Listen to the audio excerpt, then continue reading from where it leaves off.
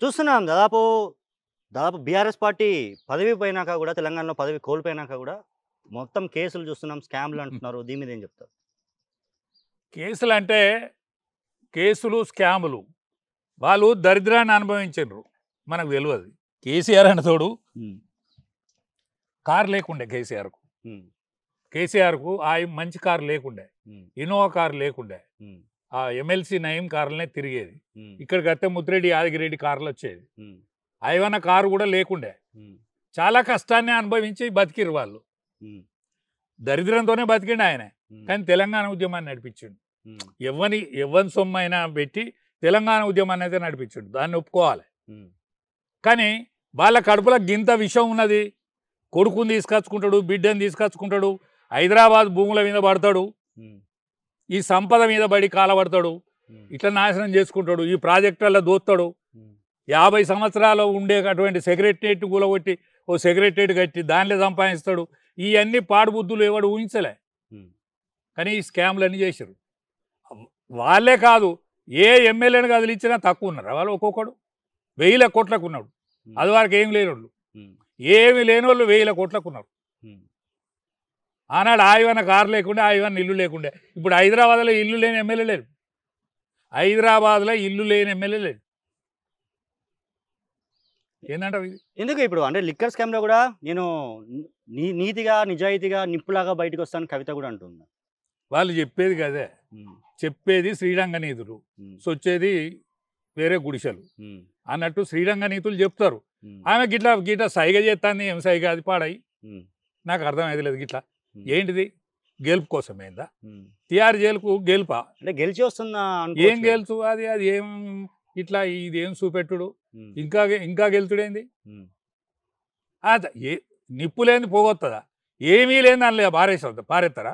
హ్మ్. ఇక ముఖ్యమంత్రి ఈయన పగ మీ బీజేపీ పార్టీ కావాలని కేసులు పెట్టిందంటున్నారు గదా! కావాలని పెట్టచ్చునా మరి? హ్మ్. కావాలని పెట్టచ్చునా ఈడీ, అంటారు. మోడీ రెండు ఇద్దరు ఒకటే. కావాలని పెట్టత్తదా? హ్మ్. నువ్వు కావాలని పెట్టినట్టేనా? హ్మ్. కేసీఆర్ కూడా పెట్టిండా అట్లా? కేసీఆర్ కూడా 10 ఏళ్ళు కదా ముఖ్యమంత్రి. అవును. 10 ఏళ్ళ ముఖ్యమంత్రి ప్రతిపక్షాలను గట్టే పెట్టిండా? గట్టే తొక్కిండా? చెప్పాలి. నేను దొక్కినా, నేను 10 ఏళ్ళు పెట్టినా, ఒక్కొక్కరిని అరిగోస పుచ్చుకున్నా, ఇప్పుడు మోడీ కూడా పుచ్చుకుంటానని చెప్పు. హ్మ్. మోడీ పుచ్చుకుంటే మోడీ ఉండడు కదా, రేపు ఎన్నికలు అయితేనే కదా. హ్మ్. రేపు ప్రజలు రియాక్షన్ అవుతారు కదా. మోడీ ఎందుకుంటాడు?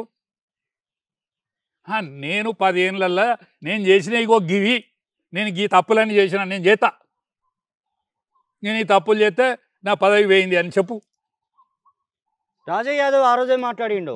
అంటే కేసీఆర్ ఫ్యామిలీని దెబ్బతీసే ఆలోచనలో రాజా యాదవ్ ఇన్ని రోజులు హైదరాబాద్‌లో ఉండి బీజేపీ అగ్రనేతలతో మాట్లాడి ఏమన్నా కేసులు పెట్టించిండా? అట్లేం లేదండి. ఆ! కేసులు దోషి అయితేనే కేసు అవుతుంది. ఎప్పుడైనా ఓకే. దోషి అయితేనే కేసు అవుతుంది. దోషి గాని కేసు కాదు అంత కదా. ఫాస్ట్‌గా కాళేశ్వరం ప్రాజెక్ట్ మీద గూడా అంత రియాక్షన్ లేదు.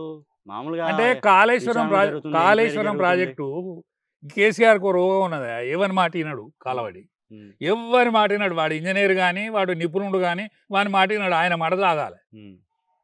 ఆ దరిద్రంలో ఇది కొట్టుకపోయేదని అనుకుంటాను నేను. హ్మ్. ఇప్పుడు గ్రావిటీ ద్వారా ఆయన పులివెందులకు తీసుకుపోతాను అనుకున్నాడు రాజశేఖర రెడ్డి. హ్మ్. గ్రావిటీ ద్వారా గోదావరి నీళ్లు పులివెందులకు తీసుకుపోతాను అనుకున్నాడు. హ్మ్. అటువంటి దాన్ని కిందికి తీసుకొచ్చి కట్టిండు. హ్మ్. ఆ కట్టిండు కానీ ఆ ప్లానింగో ఏం ఫెయిల్ అయిందో, అది ఏం పాడైందో, అది నాశనం అయిపోయాయి. అది తక్కువ నానే ఎన్ని లక్షల కోట్లు, ఎన్ని కోట్లు ఖర్చు అయినాయో నాకు తెలియదు. కానీ దాన్ని కోట్లు పెట్టి కట్టింది నాశనం అయిపోయాయి. ఎక్కడైనా ఫెయిల్ అయిందా ఇప్పటి వరకు? కట్టిన ప్రాజెక్టులో ఏదైనా ఫెయిల్యూర్ ఉన్నదా? అంతలా అయితే షిల్టుగా మన శ్రీరామ్ సాగర్ అంటే షిల్టు పెట్టింది అని అన్నారు. హ్మ్. మన అది నాగార్జున సాగర్ ఇప్పటి వరకు చెక్కు చెదిరిందా? దాని మీద ఎందుకు మరి అధికారంలో ఉన్నంత సేపు ఏ ఒక్క కేసు గూడా దాదాపు వాళ్ళ చుట్టూ గూడా రాలేదు. దరిదాపులోకి రాలేదు. ఇప్పుడు ఎందుకు పదవి కోల్పోగానే ఇన్ని కేసులన్నీ ఒకటేసారి వాళ్ళ ఇప్పుడు కుటుంబం మీద? రాత్రి ఎవడన్నా కూలగొట్టిండా ఆ ప్రాజెక్టును? హ్మ్. రాత్రి అయితే ఎవడు కూలగొట్టలేదు కదా. ఫోన్ ట్యాపింగ్ కేసు అనేది వాళ్ళ కాలంలో వాళ్ళు ఫోన్ ట్యాపింగ్ చేస్తే యువతలకైతే రాదు కదా. వాళ్ళదే ప్రభుత్వం కదా. ఓకే. యువతలకైతే రాదు లిక్కర్ కదా. స్కామ్ ఆల్‌మోస్ట్ 1 ½ ఇయర్, 2 ఇయర్స్ నుంచి నడుస్తుంది గదా! అది కోర్టులో ఆగింది అసలు. ఇది హ్మ్. విషయం తెలుతలేరు. ఎవరు చెప్పిండ్రు? హ్మ్. మన వినోద్ సార్ చెప్పిండు. కోర్టు చేయబట్టి 1 ½ ఇయర్ ఆగిందని. హ్మ్. ఇది ఎవరికి తెలుతలేదు. హ్మ్. ఇప్పుడు ఆమె చిదంబరం భార్య మీద కేసు ఉండే కదా. హ్మ్. చిదంబరం భార్య మీద కేసుంటే లేడీస్ను కోర్టు ఏదో ఆమె లేడీస్ను ఎక్కడికో పిలిచి విచారించొద్దు అని ఆమె కోర్టుకు పోయింది. ఆ పద్ధతిలో ఈమె కూడా పోయింది. కోర్టులో ఏమన్నది వాయిదా వచ్చింది. అది 1.5 year ఆగింది. ఎప్పుడో అరెస్ట్ అవు 1.5 year కింద కావాలి ఈమె. ఆ కోర్టు పోయింది కాబట్టి ఆగిందని వినోద్ సారే చెప్పిండు, ఎవరు కాదు, మన ఎక్స్ఎంపీ వినోద్ గారే చెప్పిండ్రు ఆ మాట. ఎవరు ఆపలే దాన్ని, ఎవరు ఆపరు. ఈడీ ఎవరి చేతులు ఉండదు, వట్టి ముచ్చట. ఈడీ అట్లా ఉంటే మరి కాంగ్రెస్ పార్టీ కాలంలో ఎవరిని పడితే వాళ్ళు లోపల వేయచ్చు కదా. ఈడీ వాళ్ళ చేతిలో ఉండు కదా. ఈడీ మా చేతులు ఉన్నదని అంటాను, వాళ్ళ చేతిలో ఉంటే వాళ్ళు ఎత్తురు కదా అంటాను. ఇప్పుడు సోనియాని విచారించలేదా ఈడీ? రాహుల్ను విచారించలేదా ఈడీ? ఆమె సోనియా అల్లుని కూడా రాబర్ట్ వడేరాని కూడా విచారించింది కదా. ఎవరిని ఇడిచిపెట్టరు కదా వాళ్ళు. ఎవరైనా కేసు ఉంటే వాళ్ళని విచారిస్తారు, నేరం ఉంటే లోపల బారెత్తారు. ఏమున్నది దాంట్లో? లేదా నేరం లేదు, మంచిగానే ఉన్నారు, ఈతలకు వస్తారు. దానికోసం పెద్ద గాబరయ్యేది ఏమున్నది? కానీ ప్రజలలో పతనమైంది, ప్రజాక్షేత్రంలో పతనమైంది. మీరేమో పతనమైంది అంటారు. ఇప్పటివరకు దాదాపు పొలాల పరిశీలన చూసినాం. రేపు 13వ తారీఖు నుంచి కూడా మళ్ళీ బస్సు యాత్ర చేయబోతున్నారు. ఏం యాత్ర చేసినా కూడా ఈ జనం ఉండేటట్లేరు. వీళ్ళందరూ మాట్లాడుకున్నారట, ఈ మంత్రులు, మన వరంగల్ వాళ్ళు కూడా పోయి కలిసి మాట్లాడి బీజేపీలో కలుతామని మాట్లాడుకున్నారు మాజీలంతా. కానీ ఈయన మాట్లాడే వరకు ఇంకేదో కాలబడ్డది, ఇదేదో మళ్ళలేతుందా అయిందని ఆశపడతాను తప్ప, ఆనాడు ఉద్యమానికి నీకు కేసీఆర్ చేసిన ఉద్యమం కాదు, కేసీఆర్ మొదలుపెట్టిన ఉద్యమం కాదు, ఇది 69 నుంచి ఉద్యమం అసలుతాంది. విడబడ్డ నాటి నుంచే ఉద్యమం ఉన్నది. ఉద్యమం ఈయన చేసింది కాదయా. ఇది అందరు అనుకుంటాను కానీ ఉద్యమం ఈయన ఒక్కంతోనే అయింది కాదు. మలిదశ ఉద్యమంలో ఎంతమంది పాల్గొన్నారు? వంట వార్పులు ఎంతమంది పాల్గొన్నారు? వంట వార్పులో ఎంతమంది పాల్గొన్నారు? మిలియన్ మార్చి నాడు కేసీఆర్ ఉన్నాడు ఆడ. కోదండరాము మిలియన్ మార్చి చేసినాడు, కోదండరాము గారు ఉన్ననాడు ఈయన ఉన్నాడా?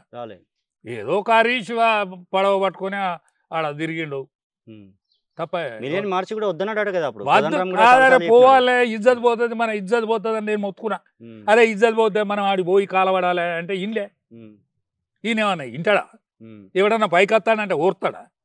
అని కోదండరాంకి ఎక్కడ పేరు వస్తుంది అని దరిద్రం.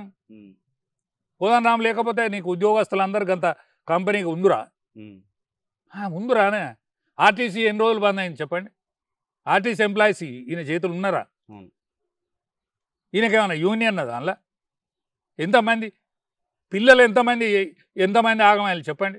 ఈయన కుటుంబ సభ్యుడు ఒక్కడు చచ్చినాడా? 1200 మంది చచ్చింది. ఎవరు చచ్చింది చెప్పండి? ఎంతమంది చచ్చిపోయారు? ఎంతమంది గుండెలు అవిసిపోయినాయి? వట్టిగా వచ్చిన ఆదాయ తెలంగాణ. ఈయన కారణభూతుడే కావచ్చు. అదంతా సొమ్ము, అదంతా ఆ కష్టాన్ని అనుభవించేది వీళ్ళైన్లు. కానీ ఎంతమంది కష్టపడరు చెప్పండి? మామూలు మంది ఎంతమంది గుండెలు అవిసిపోయే మంది చచ్చిపోయారు. అట్లానే కేసీఆర్ ఇవాళ పతనం అవడో, కేసీఆర్కి కష్టం వచ్చడో ఎవడు కోరుకుంటలేడు. కానీ ఆయన స్వయం కృతాపరాధం ఇప్పటికీ సోయి లేదు.